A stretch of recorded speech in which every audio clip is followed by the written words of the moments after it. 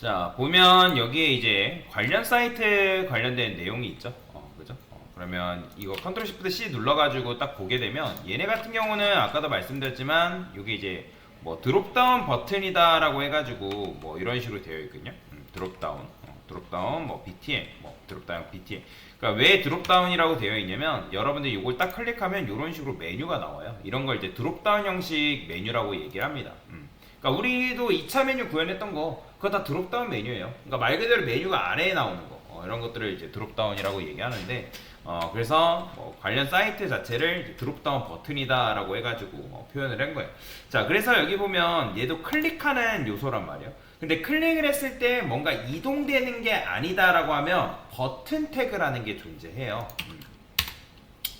여기다가 버튼이라고 쓰게 되면 버튼 뭐 1 뭐 이렇게 쓰면 버튼이 나옵니다. 보이시나요? 버튼은 기본적으로 이렇게 선택할 수 있게끔도 되어 있어요. 근데 이제 얘 같은 경우도 테일인드로 여러분들이 이제 쓰게 되면 버튼 모양이 그냥 어떻게 나오냐면 이렇게 나오는, 이렇게 쓴 거랑 똑같은 모양으로 나와요. 테일인드를 쓰게 되면 노멀라이즈가 돼서. 자, 근데 이제 HTML에서는 버튼을 만드는 방법이 두 가지 방식이 있거든요. 여기다가 버튼이라고 써도 되고 인풋이라는 것도 있어요. 인풋 탭 짝 치면 여러분들 혹시 인풋 썼을 때 이런 검색창 보면 이렇게 검색창 이렇게 쓰게 돼 있잖아요. 이게 다 인풋이 되어 있기 때문에 그래요.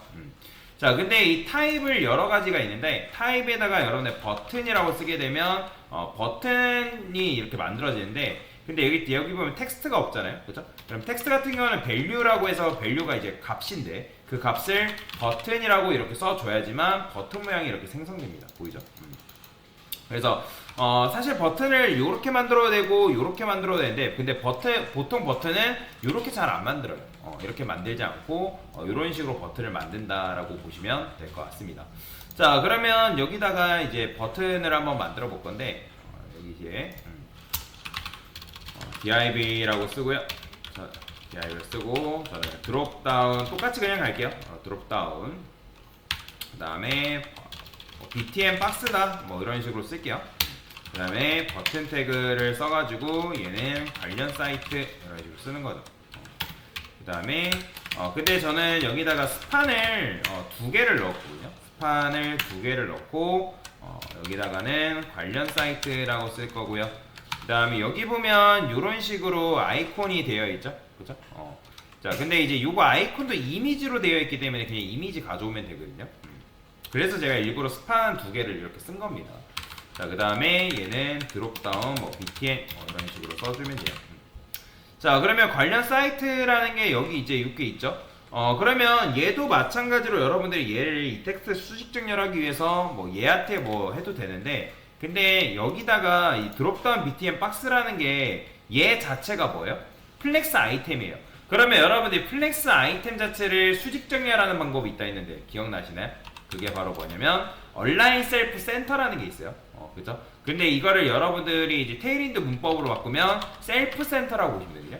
그러니까 셀프 센터가 얼라인 셀프 센터라고 보시면 돼요. 그러면 여기에 이런 식으로 수직 정렬되는 거 볼 수가 있죠. 근데 이 얼라인 셀프 말고도 제가 이제 자식 요소, 그러니까 플렉스 아이템을 수직 정렬하는 속성이 있다 했는데 또 뭐가 있냐면 이런 것도 있어요.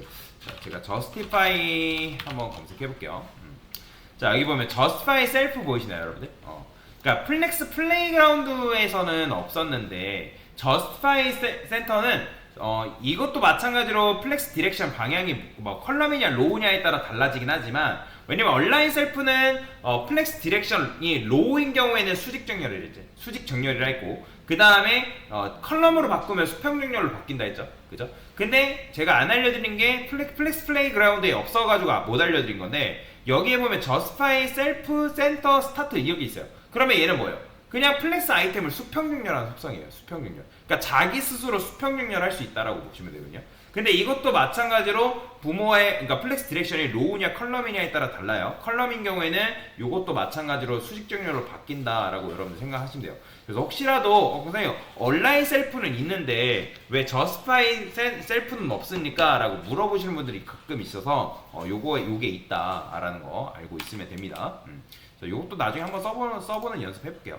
자, 여튼 지금 필요한 거는 셀프 센터. 이게 바로 온라인 셀프 센터이기 때문에 이런 식으로 디자인을 여러분들이 반영해 주면 되고요. 버튼 자체를 여기다가 여러분들이 이제 디자인해도 되고 아니면 얘 자체를 디자인해도 되는데 저는 그냥 어떻게 할 거냐면 드롭다운 버튼 자체를 디자인을 할게요. 그래서 여기다가 드롭다운 btn. 자, 근데 이제 얘가 어떤 색상이 반영되어 있고 어떻게 되어 있는지 잘 모르잖아요. 그죠?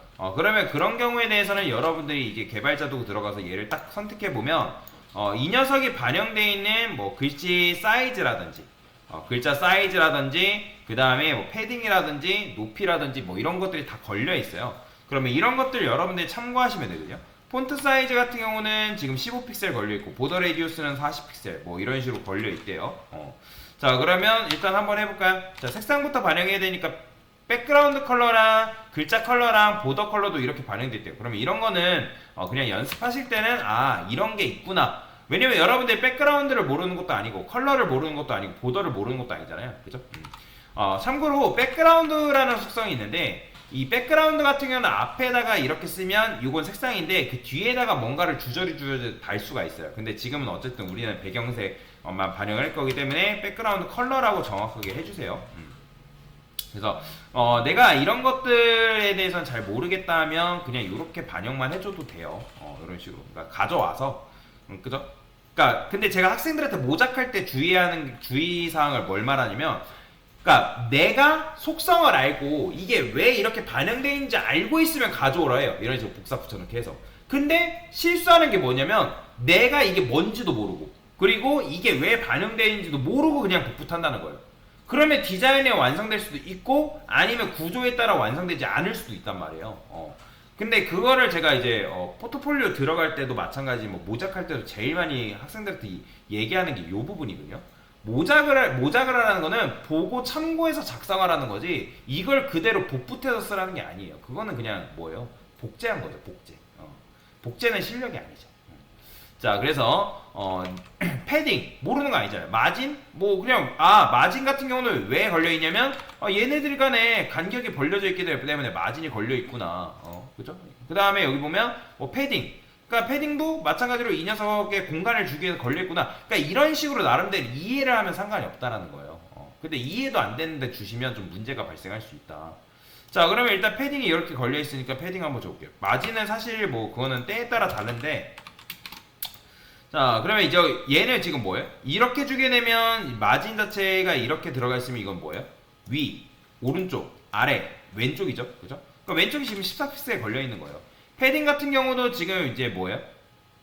얘도 이제 위하고 오른쪽, 왼쪽, 그러니까 위, 오른쪽, 아래 같은 경우는 0이죠. 그죠? 그렇기 때문에 왼쪽과 오른쪽만 지금 18픽셀이 이런 식으로 걸려 있는 거예요.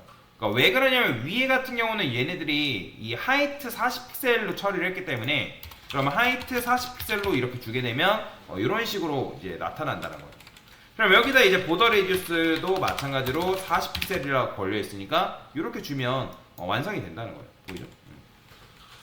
이렇게.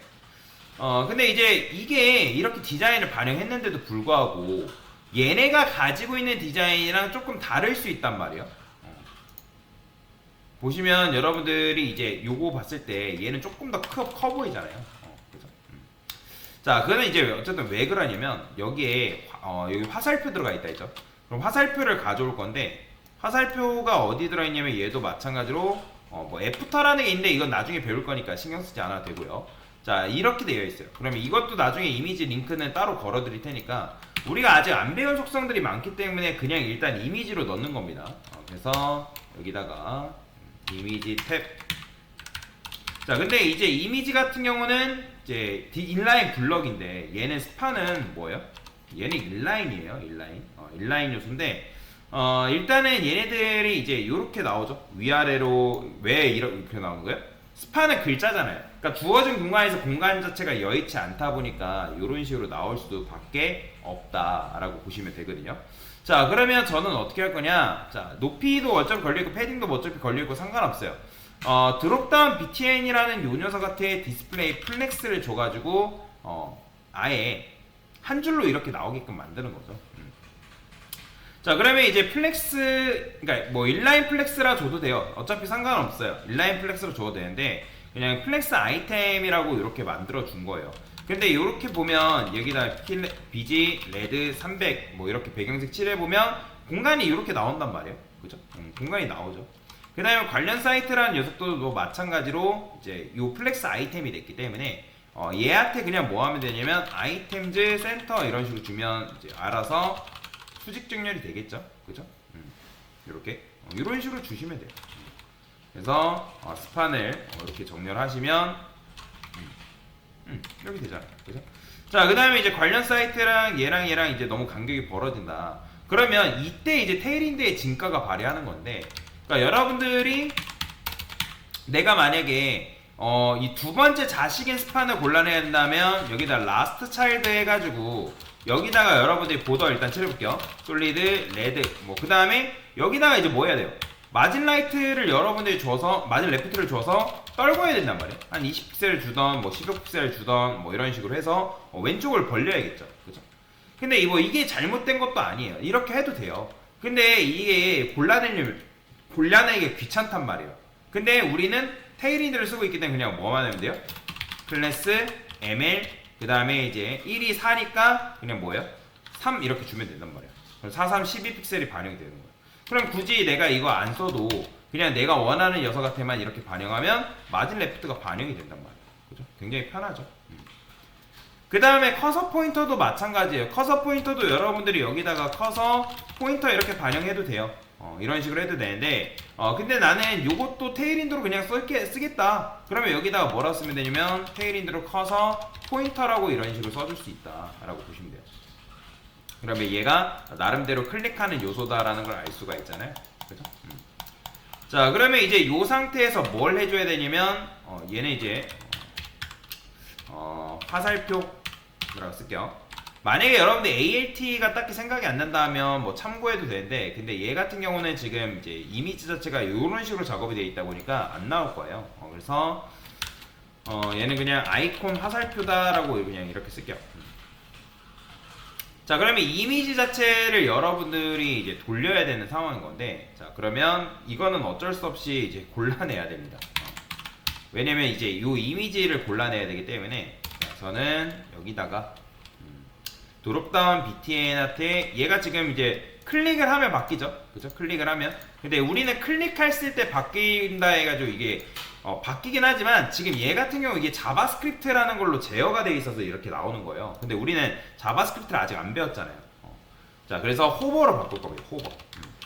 호버라 쓰고 그 다음에 거기에 있는 스판 라스트 차일드에 있는 이미지를 선택을 할 거예요. 자, 그럼 얘도 이제 보더 칠해보면 내가 고른 걸 잘 모르겠다. 보더 칠해봐요. 지금 제가 호버 걸어놨죠? 그럼 이렇게 나오는 거예요. 호버. 이런 식으로. 이렇게. 자, 그러면 이제 얘가 어떻게 되면 돼요? 반전되면 된단 말이에요. 그러니까 180도로 돌아가면 된단 말이에요. 그러면 이제 이거는 나중에 배울 속성이긴 한데 미리 알려드리면 뭐가 있냐면 트랜스폼이라는 게 있고 로테이트가 뭐냐면 회전이거든요. 회전. 이거를 제가 180D 이글이라는 거는 이제 180도예요. 180도. 그럼 180도를 돌리게 되면 어떻게 되냐면 마우스를 올렸을 때 이렇게 나와요. 보이시나요? 이렇게. 근데 이게 지금 마우스 올렸을 때 바로바로 나오잖아요. 자, 그래서 애니메이션에 대한 어떤 속성에 대해서 지연 효과라는 걸 줄 수 있는데, 자, 그러면 지금 이미지한테 걸려있기 때문에 호버하기 전인 요 이미지한테, 자, 이거는 규칙이에요. 지금 우리가 이 로테이트가 들어간 대상이 이미지란 말이에요. 그러면 이 로테이트가 들어가기 전 이 이미지한테 뭘 줘야 되냐면 트랜지션이라는 게 있거든요. 이 트랜지션 그 다음에 이 트랜스폼 속성이라는 거를 뭐 한다? 0.5s. 자, OS라는 0.5초를 말한 거예요. 그러면 이게 뭐냐면 이 로테이트 180도가 반영되는데 몇 초 걸려라? 0.5초 걸려라. 반영되는데 0.5초 걸려라. 자, 그러면 어떻게 바꾸냐면 이렇게 바뀌는 거예요. 자, 마우스 올려볼게요. 자, 보이시나요? 이렇게 그렇게 바뀌죠. 그죠? 근데 지금 제가 이걸 180D를 쓰니까 왼쪽에서 이렇게 돌아요. 반시계 방향으로 돌잖아요. 그러니까 반시계 시계 방향 이렇게 돌잖아요. 우리는 반시계로 돌아야 된단 말이에요. 그럼 여기를 뭘로? 마이너스로 써주면 돼요. 마이너스. 그러면 이렇게 바뀌는 거죠. 이런 식으로 이렇게 이렇게 하면 관련 사이트를 이렇게 여러분들이 구현이 가능하다라고 보시면 될 것 같습니다. 자, 그래서 요거는 이제 지연 효과예요. 그러면 강사님 여기다가 주면 되는 거 아닌가요? 자, 물론 여기다 주면 반영이 돼요. 자, 보세요. 자, 보이죠?